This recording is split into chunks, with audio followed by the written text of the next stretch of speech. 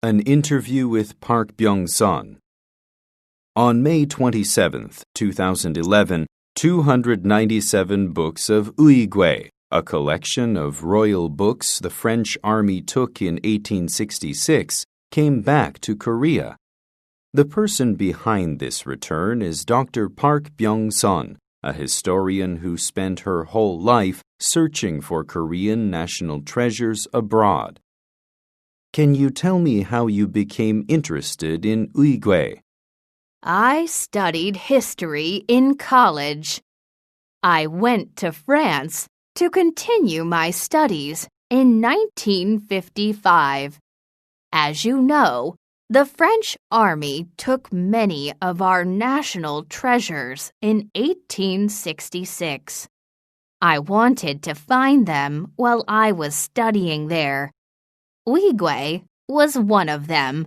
You found 297 books of Uigui in the National Library of France in Paris. Please tell me how you found them. As soon as I became a researcher at the National Library in 1967, I began to look for Uigui. After 10 years, in 1977, I finally found the books. I think I looked at more than 30 million books. I'm sure you were very excited when you found the books. Yes, I was, but more difficulties were waiting for me. I thought that the books should be returned to Korea, but my bosses at the library didn't like that idea. They even thought that I was a Korean spy and fired me. After that, I had to go to the library as a visitor, so it was not easy to do research on Uigui. However, I didn't give up. For more than 10 years, I went to the library every day to finish my research. I wanted to show people the value of Uigui.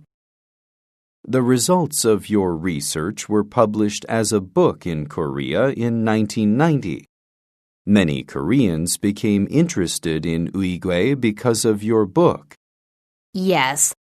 In 1992, the Korean government asked the French government for its return, and finally, the 297 books are here now.